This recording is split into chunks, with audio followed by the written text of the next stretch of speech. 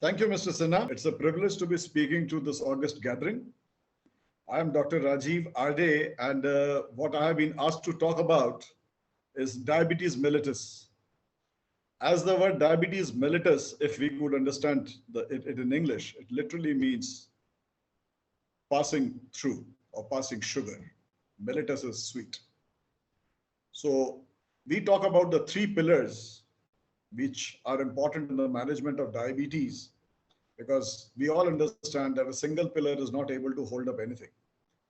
So we need to ensure that if we have taken some kind of an action, that action should not only be, as they say in Hindi, kargar, it should also be sustainable. So the three pillars when we talk about diabetes mellitus would be the diet, an exercise regime, and the drugs. Now, why do we talk about diabetes mellitus? Diabetes mellitus, if when it was named so because whatever ancients recognized was that people were passing sugar in their urine. So that is why the concept of diabetes mellitus. I think if diabetes mellitus was a disease which was discussed today, somebody would have probably called it diabetes lipidicus because of the effect that diabetes has on the lipid metabolism.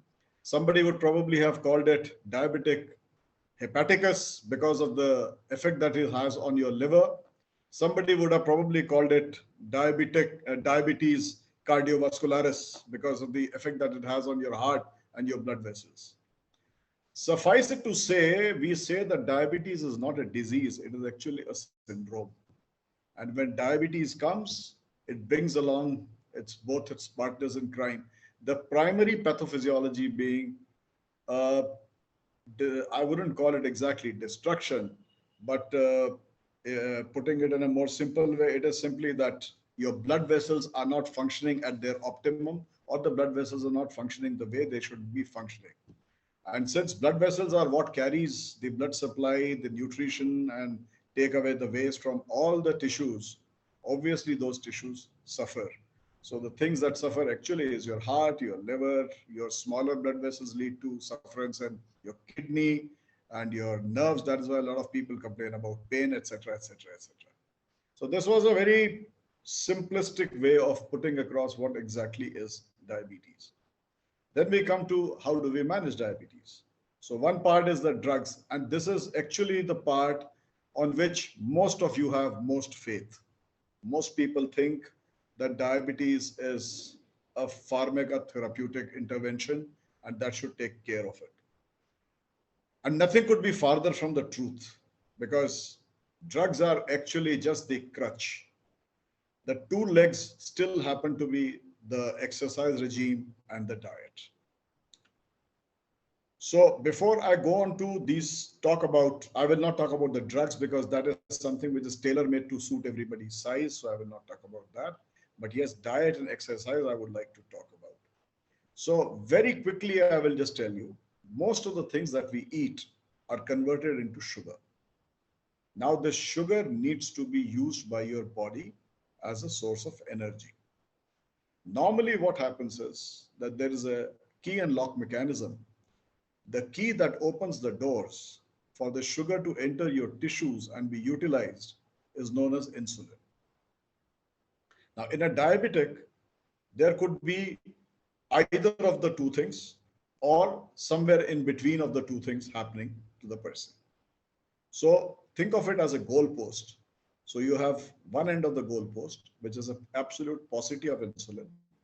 And then you have the other end of the goalpost, which is that though you do have insulin, the insulin is not able to act in your body or what we call as insulin resistance.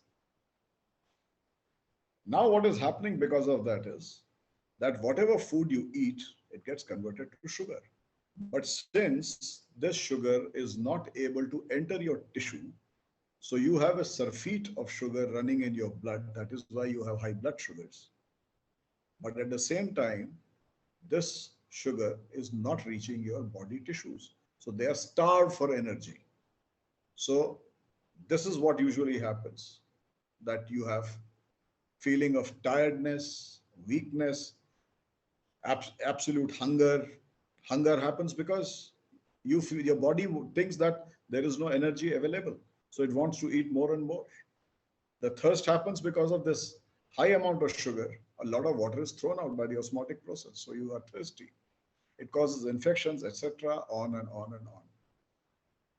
So then we come to the two things. First, I will talk about the diet and then I will talk about the exercise. Exercise is something which has taken the biggest hit during this pandemic. So first I will talk about the diet. So diet is it is no magic bullet or something, but it's a very simple thing to understand that since we do have diabetes, what we need to understand is that we need to eat foods that convert to sugar slower than usual.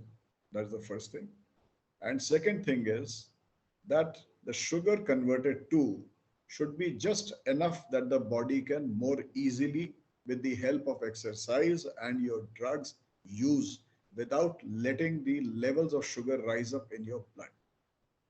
So when we come to the diet, one thing you must understand is portion control. It is one pillar of your diet. And the other is what you eat or the quality of food. That is the second pillar of your diet. So some foods are slow to make sugar or make less sugar and they are more acceptable. Some foods make quick sugar and more sugar, they are not acceptable. I'll just give you a very simple example. If you were to chew onto raw wheat, glycemic index is a term which we use as to just think of it very roughly as the amount and the speed at which sugar is made. Glucose is used as the gold standard. Glucose has a glycemic index of 100. So everything is in comparison to this.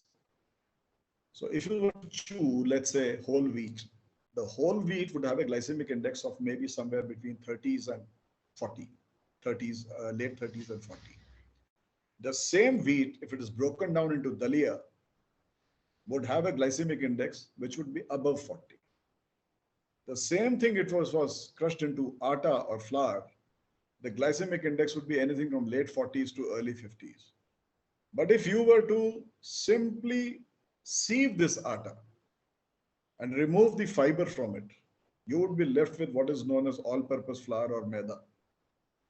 And the glycemic index of that is 100.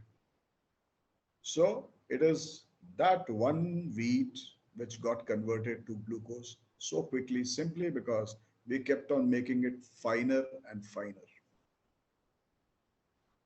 So this is one thing you need to understand, that you rougher your food, the better off you are. Now there are certain foods that do not make so much sugar, or if at all they do make, it is at a very slow rate. So that is very easy for your body to handle. So that would be pulses for vegetarians. That would be pulses and vegetables, raw vegetables, salads, these kind of things. Whereas for non-vegetarians, even white meats like fish and chicken could be similar to that. They will be making less sugar, slow sugar. They would not spike you. They would not create any insulin spikes in your body. So that is one part of the diet. But if you are going to have breads, you're going to have bakery products, they are going to spike your insulin. They're going to raise your sugars to higher level. So the idea basically is to have a diet which is rich in raw vegetables with a lot of fruits, with pulses, with lean meats, and the amount of chapatis, the breads, the rice, etc., are kept to a minimum possible. If you're a rice eater, you want to eat rice, prefer brown rice. Then we come to portion control. It's a very simple thing that my daily requirement is, let us say, about 2000 calories. Now in India, the concept is that we have 2 meals or 3 meals at the most. So we have a frugal breakfast. We usually have a mediocre kind of a lunch, and we have a very princely dinner at night, which is actually doing something absolutely wrong, because somebody who's going to go to sleep at night does not require that kind of a meal. So you should have a princely breakfast, you should have a mediocre lunch, and you should have a frugal dinner. And not just these 3 meals. We say that you should actually take 5 meals, because you need to blunt the edge of your hunger every time. If the edge of your hunger is blunted, you will not eat more. So what we say is that if you have had breakfast at around 8, 8:30, you can have a midday snack around 11, 11:30. Then you can have a lunch at around 1:30 or 2. Then you can have a mid-evening snack around 5, 5:30. Your dinner should be done by 8. Somehow, the kind of lifestyle that we people live, we work very hard throughout the week. And then weekends become times to de-stress. And the only de-stressing we know is alcohol. Again, another big no-no. Alcohol is empty calories, and it has its own deleterious effects that I will not talk about in the short talk. Then we come to the part which is about exercise. So what we need to understand is muscles consume calories at rest. As we grow older and as we grow more and more sedentary, our muscle mass starts declining and the fat starts replacing it. A lot of you, if you are going for your annual medical checkups, etc., etc., you will find that there's a small comment written there about a fatty liver. What is a fatty liver? That fatty liver is simply happening because it is something like you have these cells in the liver, which are like rooms, which are supposed to be doing the job of the liver. But your consumption of things like alcohol and refined carbohydrates means where does the fat that is made out of that go? So it goes and deposits itself in the liver. Now, the cells of the liver, which are actually supposed to be doing some good job, if they are getting replaced by a useless fat, which is a storage job, obviously the liver will not be functioning to its optimum or full capacity. So what is important is, and the only way to do this is by losing weight. And what is the way to lose weight? The way to lose weight is that you should have a judicious mixture of exercise and diet. I've already talked about the diet. Then we come to the exercise part of it. Now, what is required in the exercises, as the American Diabetic Association enunciates, it says that if you are able to do 30 minutes of brisk walking at least 5 days a week, that is adequate exercise. But then you should understand these are American recommendations. We are South Asians, our body type is different, our other things are different. As it is, we suffer from a degree of sarcopenia, lack of muscle mass, because we are more uh, round bellied people as compared to the Westerners who are probably stocky all over. So when we talk about exercise, at least what I recommend to most of my patients is that exercise should be a part of your thought process. Even if you're the CEO of a company and you're sitting down on the table and you're doing your work on your laptop or on your chair, if you feel like having a glass of water, please get up from that chair, walk down to the nearest cooler, take a glass of water, drink it, dispose of the glass, and come back and sit on your chair. When you people are attending seminars, when you people are attending some kind of lectures, I would suggest that at the end of every lecture, give a standing ovation to the speaker, because at least that will ensure that if there are 10 lectures in that 3 hour or 4 hour period, you would have at least got up 10 times up and down. That is also exercise. Pandemic has made sure that most of you were at home. So now how do you manage it? Half an hour of exercising or walking? But there are so many other things you can do. If you have to go up, use the stairs. If you have to come down, use the lift. This I am saying because more people damage their knees while climbing downstairs rather than climbing upstairs. Then you can also do, if you remember the school PT regimes that we used to have in our schools. So we used to have this thing called Kadam Tal, where we used to just stand at one place and do a march standing at the same place. You can do something like that. While you're doing that, you can also raise your hands up and down. You can flap your hands like the wings of a bird. You can do a little bit of yoga if you feel like within the privacy of your home. If you have a cycle or something at home, a stationary cycle, you can ride that. If you don't have a stationary cycle, all you need to do is just put a cycle on a stand, weld it up, weld the stand, make sure that you put some kind of a weight or some kind of a braking mechanism that gives you some kind of resistance, and cycle away. So the choice of exercise would be yours. The kind of exercise you would like to do would again be yours, because there could be many other issues that everybody would be having. So even exercise regimes are mostly tailored to suit that particular person. But there are some things which generally can be done by everybody, and walking and cycling are two of these exercises that everybody can do. The kind of yoga that needs to be really done to work out that kind of sweat, it's probably not possible for sedentary people.